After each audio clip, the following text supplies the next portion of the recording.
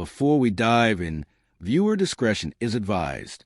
This content is for entertainment. What happens when Hollywood's most disciplined warrior meets television's sharpest tongue in what was supposed to be a routine morning chat? What unfolds when a man who spent 4 decades perfecting the art of control finally reaches his breaking point on live television? This isn't just another celebrity interview gone wrong.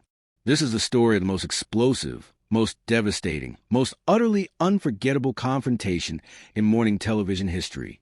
A moment so raw, so visceral, so completely unscripted that it left an entire studio speechless and millions of viewers with their jaws on the floor. Tom Cruise. The name alone conjures images of impossible stunts, box office records, and a work ethic that's become legendary in an industry known for excess and ego. For 40 years, he's been the gold standard of professionalism, the man who does his own stunts, the actor who shows up 6 hours early, the star who treats crew members like family, a living icon who's navigated the treacherous waters of fame with grace, humility, and an iron will that's never once faltered in public. Until that morning, until Joy Behar decided to test just how far she could push. What you're about to witness is the moment when calculated provocation met decades of accumulated pressure, when a predatory question collided with a man who'd finally had enough, when the mask of celebrity composure shattered on live television, revealing something far more powerful underneath. Raw, unfiltered truth delivered with the force of a man who'd spent a lifetime earning the right to speak it. The studio lights were bright that morning. The audience was buzzing with anticipation. The cameras were rolling and nobody, not the producers frantically working their control boards, not the other hosts arranged in their familiar semicircle, not even Joy Behar herself had any idea they were about to witness television history. This is the story of what happened when Tom Cruise erupted. The morning of November 8th started like any other episode of The View. The studio audience filed and excited for another round of celebrity interviews and hot topic discussions. The show's signature red couches gleamed under professional lighting. Camera operators checked their angles. Sound engineers adjusted their levels. In the control room, producers reviewed their rundown, confident they had another smooth show ahead. Tom Cruise wasn't scheduled to arrive until 9:47 a.m. for the 10:15 segment. But true to his legendary reputation, he walked through the studio doors at 8:30, not with an entourage of handlers and assistants, but with a single publicist and a warm smile that immediately disarmed the staff.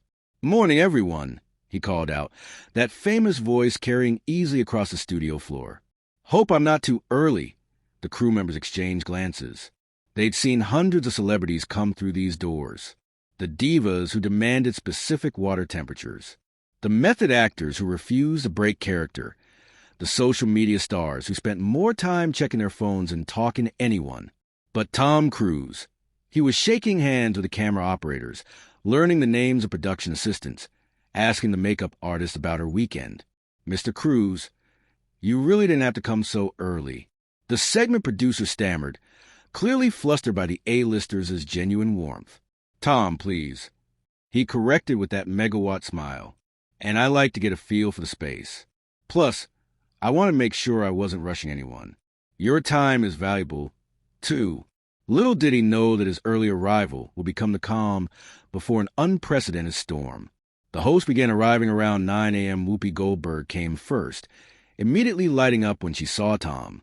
They'd worked together on a charity initiative for underprivileged children, and their reunion was genuinely warm. Sarah Haynes followed, excited about the interview. Even Sunny host, usually the most reserved of the panel, seemed animated by the prospect of talking with someone of Tom's caliber. And then Joy Behar made her entrance. Those who knew Joy well recognized something in the way she surveyed the scene. That calculating look, that slight smile that never quite reached her eyes. She greeted Tom politely enough, too. Politely, some would later recall. Professional, measured, but there was something underneath, something the veteran crew members had seen before. Joy Behar was locked and loaded. "Tom, wonderful to have you," she said, extending a hand. Her grip was firm, businesslike. "Joy, thanks for having me," Tom replied, his warmth never faltering. "I've been a fan of the show for years. You all keep it real, and I respect that. Joy's smile widened slightly. Oh, we definitely keep it real here. That's our specialty. The words hung in the air just a moment too long. Whoopi glanced at Joy, something unreadable flickering across her face. But the moment passed and the pre-show bustle resumed. Tom settled into the green room, reviewing talking points with his publicist. The new film, Shockwave Protocol, was his passion project, a return to the hard-edged action that had made him a household name, combined with a deeper exploration of the moral cost of violence. He'd done extensive research, trained for 8 months, performed stunts that insurance companies had explicitly forbidden. At 58 years old, he was proving that dedication and discipline could defy time itself. They'll probably ask about the stunts, his publicist mentioned, scanning her notes. Maybe some questions about the younger cast members you're mentoring. Standard stuff. Tom nodded, his mind already elsewhere. He was thinking about a particular sequence in the film, a moment of vulnerability he'd fought to keep in the final cut. A scene where his character breaks down, showing the psychological toll of decades of violence. It was a kind of honest moment that big-budget action films usually cut. But Tom had insisted it was real. It was human. It mattered. He had no idea that real was about to take on an entirely different meaning. At 10:12 a.m., Tom was escorted to the set. The audience erupted in applause, genuine enthusiastic appreciation for a star they'd watched for decades. He waved, smiled, and settled into the designated guest seat with practiced ease. The lights were warm. The atmosphere was electric. This was what he did. This was easy. Welcome back to The View, Whoopi began, her smile radiant. We are so thrilled to have Tom Cruise with us today. Tom, thank you for being here. Thank you for having me, Tom replied, his posture relaxed, his demeanor open. This is fantastic. The first 8 minutes were textbook perfect. They discussed Shockwave Protocol. Tom shared amusing anecdotes from set to stunt that went slightly wrong. The young co-star who'd been terrified of heights until Tom spent 3 weeks personally training with her. The director's obsessive attention to practical effects. The audience laughed in all the right places. The energy was positive, warm, engaging. Sarah asked about his training regimen. Tom deflected with characteristic humility, redirecting credit to his stunt team, his trainers, the dedicated professionals who made him look good. Sonny inquired about mentoring the next generation of action stars. And Tom spoke passionately about the responsibility of passing down not just techniques, but values the importance of respecting your crew, honoring your commitments, putting in the work when nobody's watching.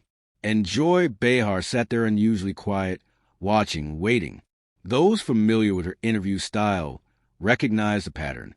She was like a boxer in the early rounds, studying her opponent, looking for the opening. Her colleagues were carrying the conversation, building rapport, creating comfort, and Joy was letting them because she knew that comfort was a predecessor to vulnerability. The audience had no idea. The other hosts were blissfully engaged. Even Tom, despite all his media training and decades of interview experience, didn't see it coming. But at the 10-minute mark, Joy leaned forward slightly.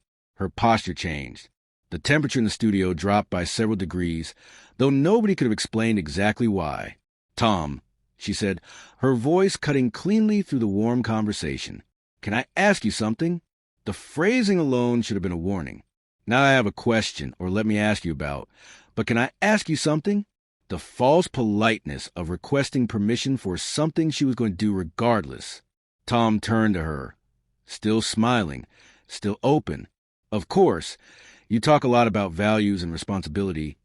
Joy continued, her tone conversational, but with an edge sharp enough to cut glass, about mentoring the next generation, about putting in the work. But I'm curious, how do you reconcile that with some of the choices you've made in your personal life? The air shifted palpably, undeniably. Whoopi's eyes widened slightly. Sarah's smile froze.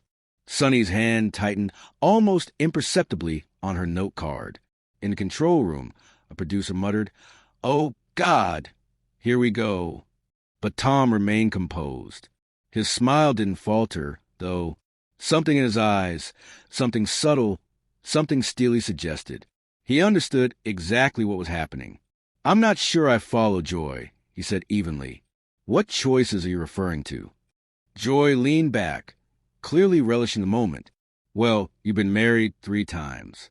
You've had very public relationships that ended in very public ways. You've been involved in, let's call it what it is, some controversial organizations and belief systems that many people find troubling. And yet, here you are talking about values and mentorship as if Joy Whoopi tried to intervene, her voice carrying a warning note. But Joy wasn't finished. As if you're some kind of moral authority. I'm just wondering if you see the contradiction there, because a lot of people watching might see it. The studio held its breath. This wasn't a question. It was an ambush carefully constructed and deliberately deployed. A personal attack wrapped in the veneer of legitimate journalism designed to provoke, to embarrass, to score points with viewers who love seeing celebrities taken down a peg. Tom Cruise sat perfectly still for 3 full seconds. His expression didn't change. His posture didn't shift. But everyone in that studio, from the audience members in the back row to the camera operators behind their equipment to the host sitting mere feet away, felt something change in the man beside them. Joy, he said quietly, his voice measured and controlled. That's an interesting way to frame a question. It wasn't anger in his tone. Not yet. It was something more dangerous. Absolute clarity. The voice of a man who just realized exactly what kind of conversation this was going to be and was calculating his response with the precision of someone who'd spent decades navigating Hollywood's treacherous waters.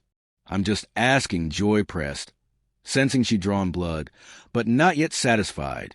You put yourself out there as this example of dedication and professionalism, but your personal life tells a very different story, doesn't it? 3 marriages, Tom, 3 divorces.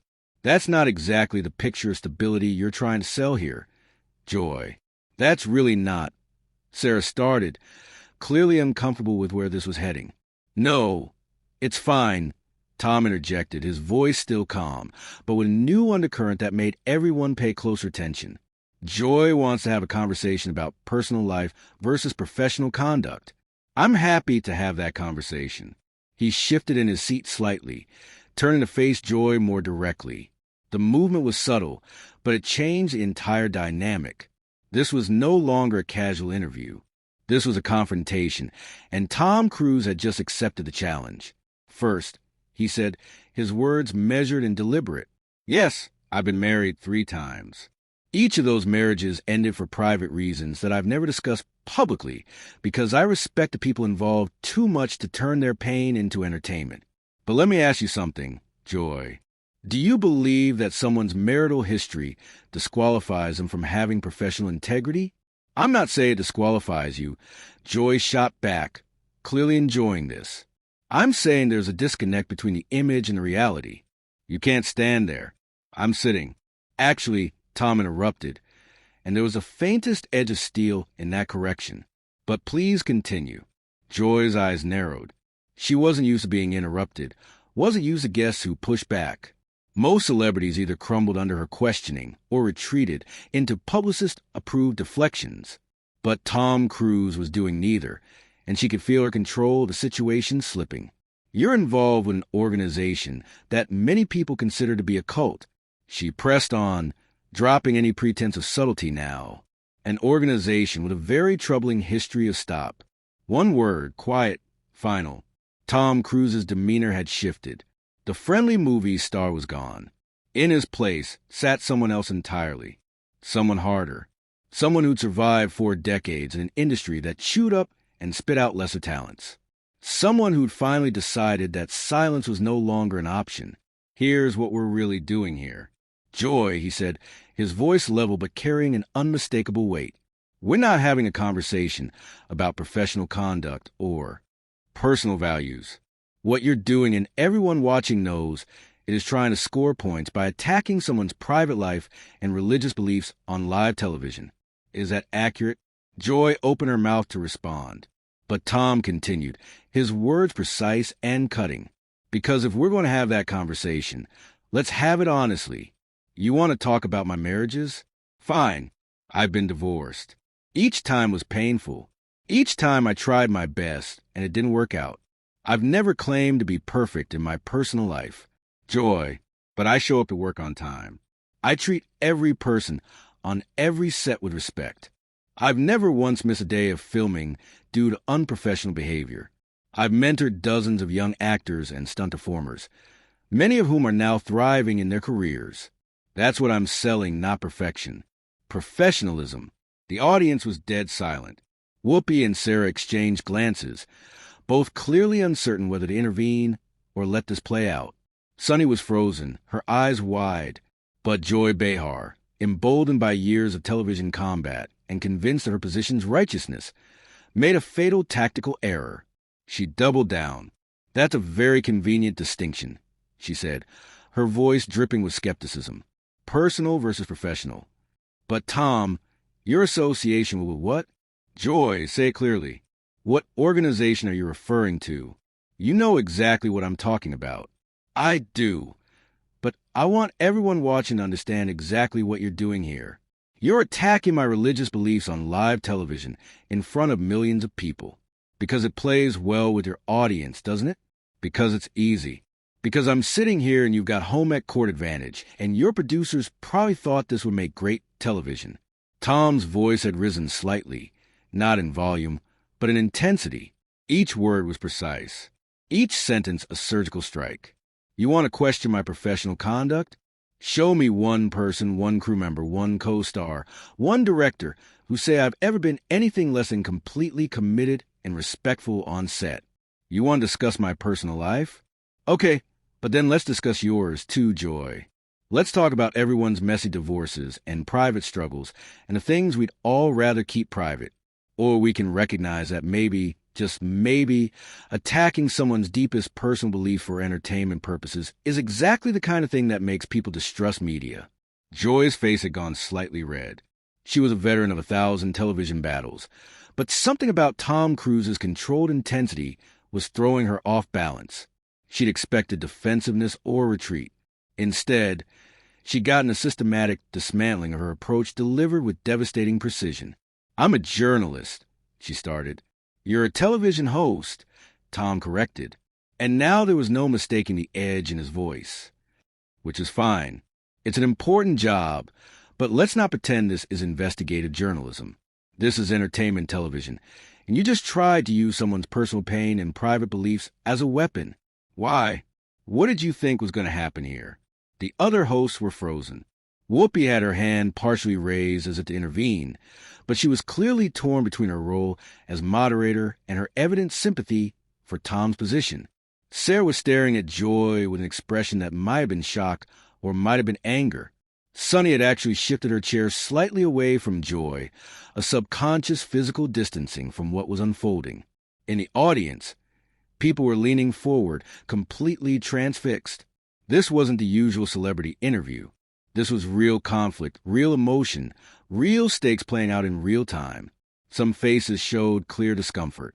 Others wore expressions of satisfaction, as if they'd been waiting years to see someone stand up to Joy Behar's particular brand of confrontational interviewing.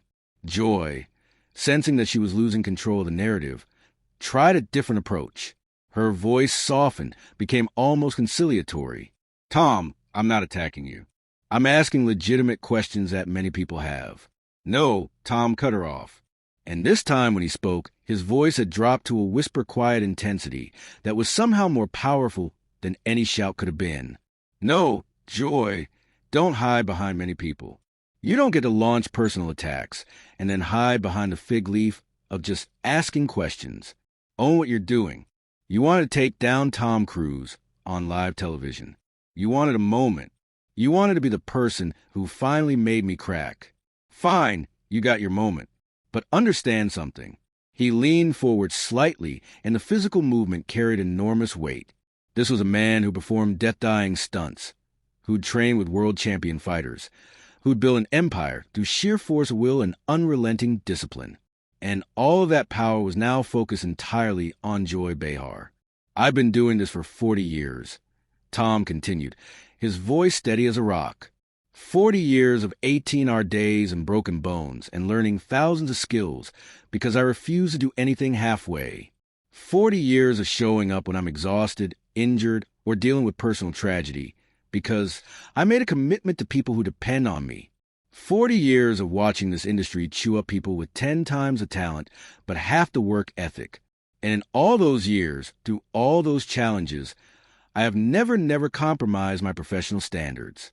He paused and the silence was deafening. You want to judge my personal life? Go ahead. You want to mock my beliefs? That's your right.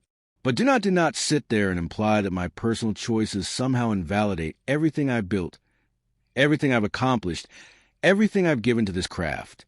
Because that's not journalism, Joy. That's just cruelty dressed up as conversation. The words hung in the air like smoke after an explosion. Joy's mouth opened then closed. For perhaps the first time in The View's history, Joy Behar was genuinely speechless. But Tom Cruise wasn't finished. Not even close. He stood up. The movement was fluid, controlled, but it fundamentally changed the power dynamic in the room. No longer a guest in their space. He was now a man on his,